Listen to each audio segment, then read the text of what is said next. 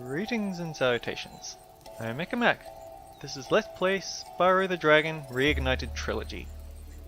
There's a couple of idle animations that I only just... yeah, these. I didn't actually realize it until I was just stopped to get everything fidgeted into place, but there's a lot of little fun. There's a lot of fun to be had in chasing these guys down, certainly, but they actually do have idle animations for this. This is quite cool. But more importantly, last time we completed Stone Hill and did part of the Artisan's Hub world. Let's do a little more. Where's Nasty Nork? I'll torch him! Keep your horns on, Spyro! You have much to learn first. Do you know what the dragonfly following you is doing? His name is Sparks, and he's helping and protecting you. Keep an eye on him and see what I mean. Huh, handy. Another painted dragon. So yeah. This is a big giveaway, unfortunately. In the original, you had to have it... you'd almost never figure it out until it gets spelled out for you in the later levels, but nope. Now you can obviously tell that they're lighting up from you stepping on them. Unfortunate. But oh well. Let's do some more dragon-y type things. Raise villages, collect treasure, beat up some Norks. By the way, what's the Nork supposed to be? Hey, Spyro! Press the jump button twice to glide. And don't be afraid. Afraid? Of what? Falling from high mountain peaks? Plummeting into prehistoric glaciers? Oh, that. Do these interactions have to be so animated? I remember a video I saw on game animation specifically that pointed out that Jak and Daxter's original game actually didn't do its cutscenes very well because everything was a huge animation and it's so busy and distracting, and I kind of worry that's what they've done with all these dragons here. But I mean, it's sort of to be expected from Jak and Daxter. It's made by the same people who made Crash Bandicoot. I remember that the third game was actually a world record holder at one point for frames of animation. And then they went on to do Jak and Daxter, and they put their new expertise to less than stellar use. Speaking of that, I could only finish the third game of the trilogy because I don't quite have the same trial.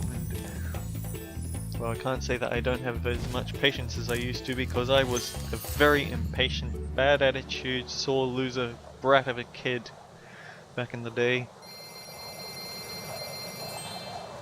I guess the best way to figure out if I'm still that brat of a kid would be to pull out Crash Bash and give that a shot, because that...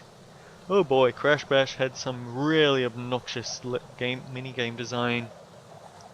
Like you had the basic... beat this mini game 3 times before, or someone else beats it 3 times to win stuff. That's okay. But then they had gems, which were you have to reach a certain score in a certain amount of time, or you have to defeat everyone else before the time runs out. So the gems were a bit annoying. But then you had those crystal challenges, and they were either interesting gimmick that could have made its own mini game, or obnoxious handicap. Welcome to Town Square, Spyro. Begin exploring by gliding to that area with the bulls. Use the right stick to get a good look. So Carpenter statue make he dropped the carving of Spyro. Okay, let's rock and roll, buddy.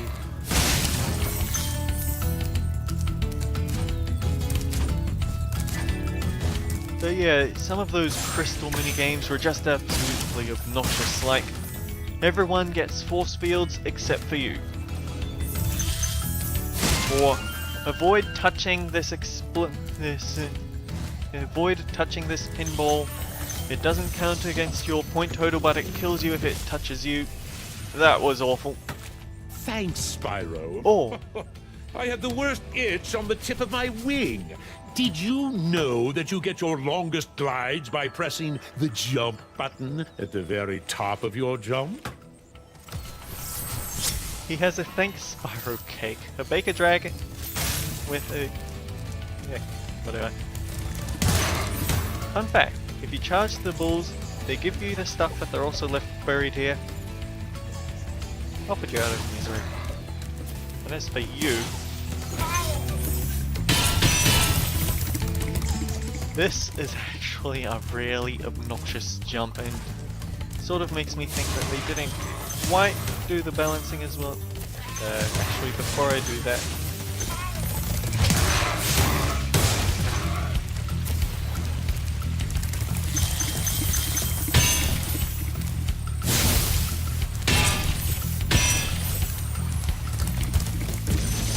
nothing new.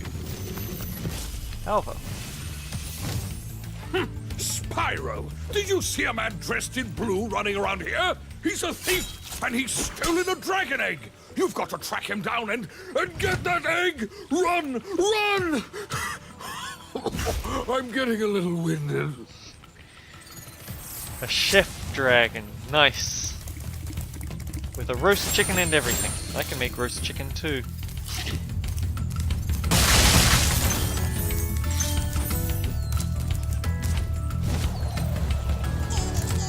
I can't believe I made that first try. All those times I... You! Get back here! Little jerk! Wait, did he just...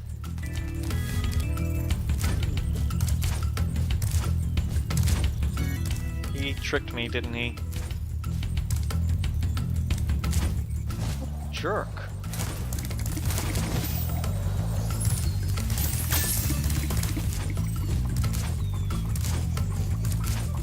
Well, I guess at least this is a good way to grind up butterflies for the extra life.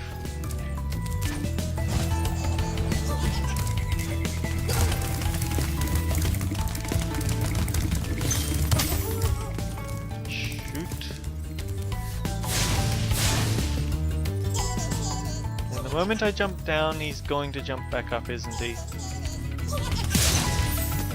Gotcha! That's not how you're supposed to get it, I'm pretty sure, but I don't care. Anyway, crystal challenges, yeah. There were some really obnoxious ones where you instantly fail if, say, you touch a mushroom and there's not much time to register, oh, there's a mushroom in front of me, I'd better not jump onto that square. Or, you die if you pop someone else's balloons. And yeah, that's what stumps most people that have heard playing this game. And there's actually a power-up that changes all of the balloons to one person's color. So you could very well end up just with it being hassled by other people's balloons. I did not have a fun time with Crash Bash. There were some things about it that were fun, but there's also a lot about it that isn't. It's just Mario Party without the boards.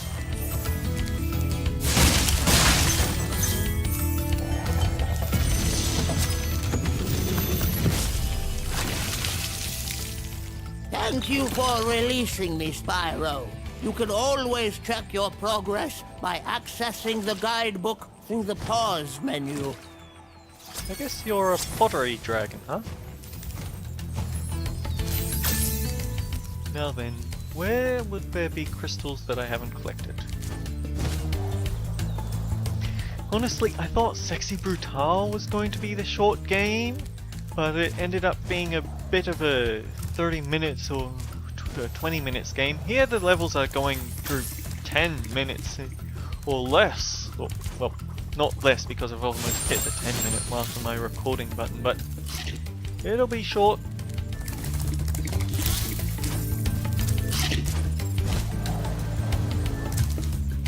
Now then, I remember there's a green crystal that I did actually get here.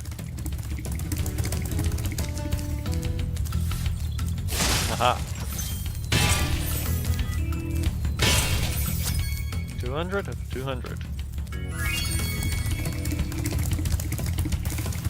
One little thing that I miss is that when you were okay, two little things that were more limitations of the system, but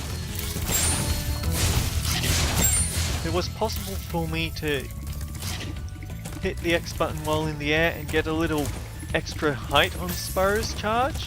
It was also possible for you to breathe fire then immediately start charging, and you'd actually have fire shooting out in front of you for a little bit, and that was great for getting those rotten little egg thieves.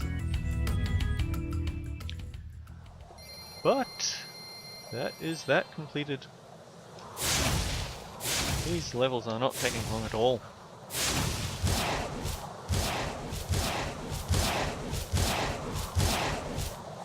Still, I want to keep it down to one level per episode because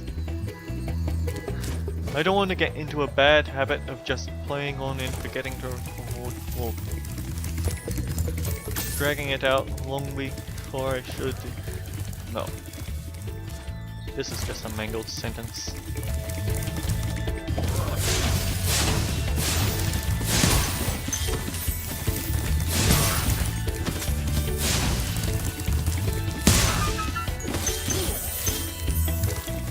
Anyway, until next time guys, take care, I'll see you all around.